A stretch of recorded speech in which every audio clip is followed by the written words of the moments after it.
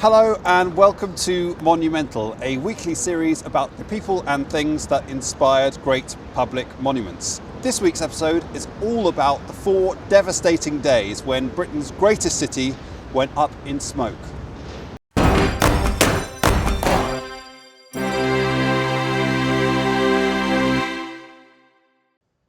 In the 1660s, London was, as it is now, by far the largest city in the country, and it was home to about 500,000 people, 80,000 of whom were crammed inside the ancient city walls, an area no wider than a mile and no taller than a kilometre.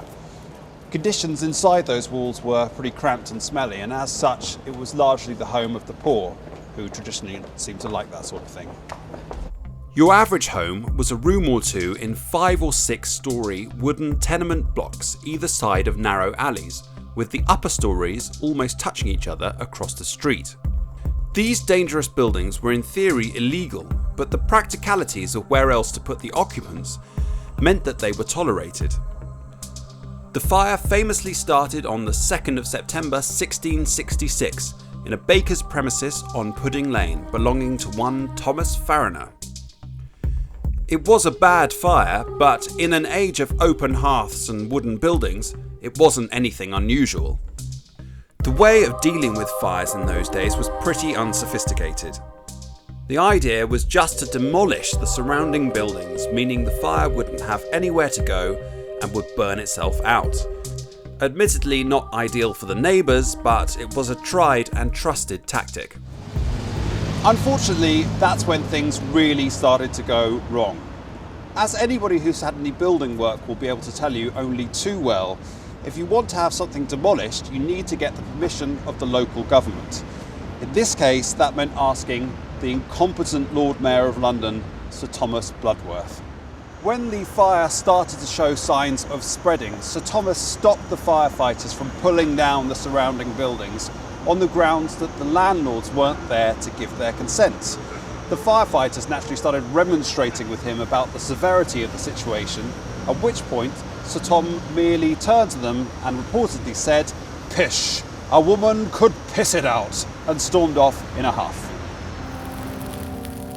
From there, strong winds combined with Sir Thomas's refusal to pull down nearly enough buildings, and the aforementioned tightly packed dry wooden buildings made fighting the fire almost impossible. It burned for 4 days, reaching temperatures high enough to melt the lead from the roof of St. Paul's Cathedral and the iron chains from the city gates. When the flames finally dissipated, the homes of 70,000 of the 80,000 living inside the city walls were burnt to the ground. Incredibly, there were just 8 recorded deaths. But some historians have pointed out that if the fire was hot enough to melt the lead on top of St. Paul's Cathedral, requiring a temperature of well over 1,000 degrees centigrade, it was hot enough to destroy all traces of a human body, and so the fire may well have taken many more casualties than those recorded. As part of the massive rebuilding process, King Charles II himself suggested having a permanent memorial to the Great Fire and asked Sir Christopher Wren to design it, as he did with practically every single other building of that era. The monument, as it became known, is 61 metres tall, and it is that height because if you tipped it over on its side, apart from causing rather a lot of damage, it would reach the exact point in Pudding Lane where the fire began. When it was built, it was the single tallest isolated stone column in the entire world, and amazingly, it still is today. Unfortunately, suicidal maniacs tend to like to throw themselves off tall, famous buildings, and the monument is no exception, with 6 recorded deaths, only 2 less than traditionally died in the Great Fire itself. But although that means that when visitors get to the top they have to stand behind a cage, they can still enjoy the intended view of a city reborn from the ashes of disaster. Coming up next week on Monumental. The poor boy who made a fortune only to give it all away again.